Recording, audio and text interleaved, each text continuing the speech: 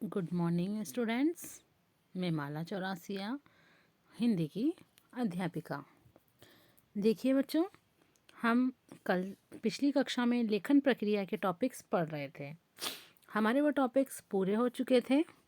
अब हम हमारी बुक के कुछ चैप्टर बच रहे थे, तो हम अपनी बुक के जो पद्यांश वाला चैप्टर है, पद्य वाले भाग का, वो निकालेंगे।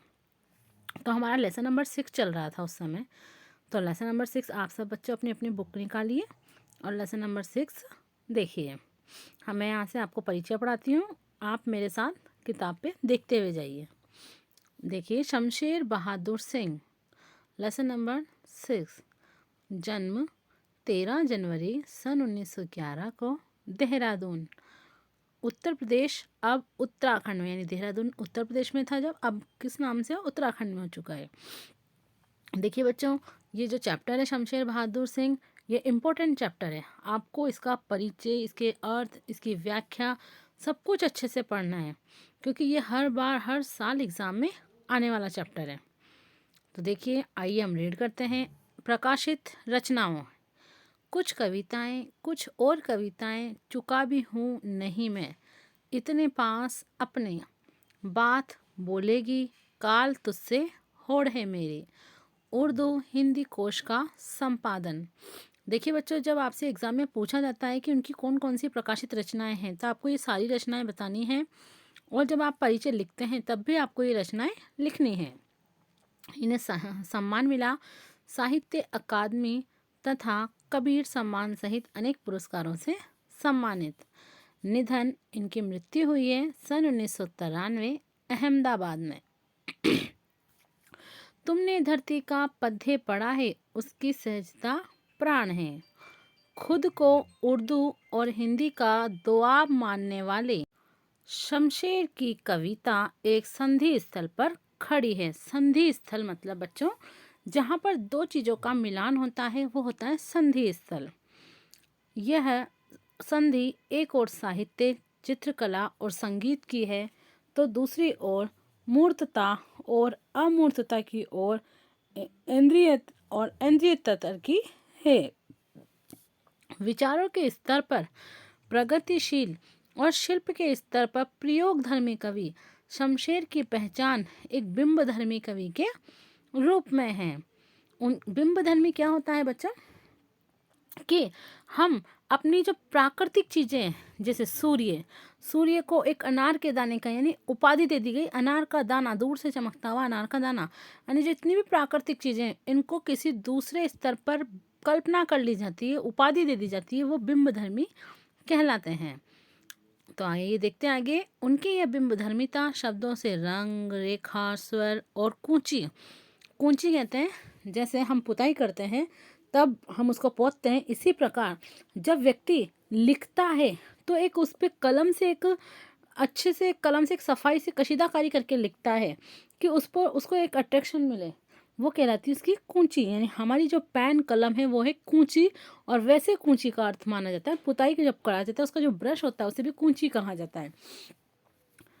कशीदाकारी का माध्य रखती है। उनका चित्रकार मन कलाओं के बीच की दूरी को न केवल पाटता है का अर्थ होता है अलग करता है, बल्कि भाषातीत हो जाना चाहता है। उनकी मूल चिंता माध्यम का उपयोग करते हुए भी बंधन से परे जाने की है। ओ माध्यम, क्षमा करना कि मैं तुम्हारे पार जाना चाहता हूँ। कथा और शिल्प दोनों ही स्तरों पर उनकी कविता का मिजाज अलग है। उर्दू शायरी के प्रभाव से संज्ञा और विशेषण से अधिक बल सर्वनामों, क्रियाओं, अवयवों और मुहावरों को दिया है। उन्होंने खुद भी कुछ अच्छे शेर कहे हैं। शेर जो पढ़ने वाले होते हैं, गज़ल शेर, उसके लिए आया है ये शब्द प्रयुक्त। नेक्स्ट पेज पे आइए बच्चों।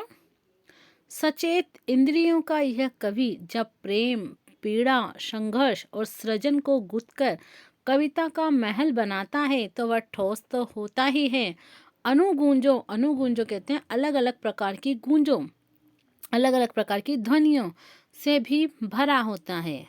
वह पाठक को न केवल पढ़े जाने के लिए आमंत्रित करती है बल्कि सुनने और देखने को भी।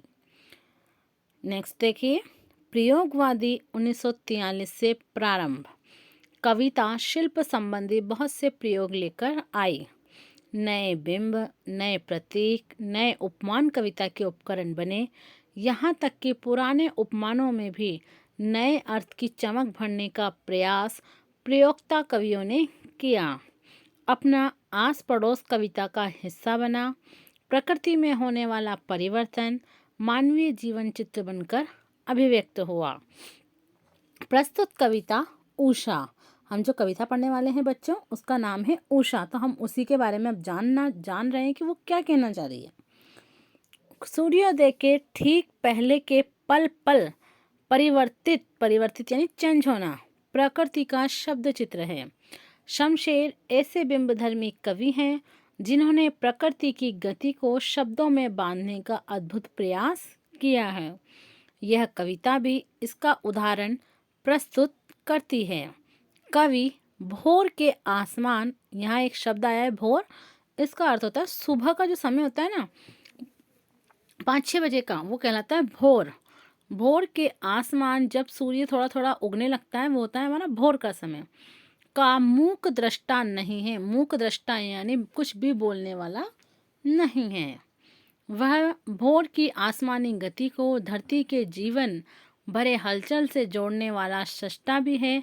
इसलिए वह सूर्योदय के साथ एक जीवंत परिवेश की कल्पना करता है जो गांव की सुबह से जोड़ता है। वहाँ सिल है।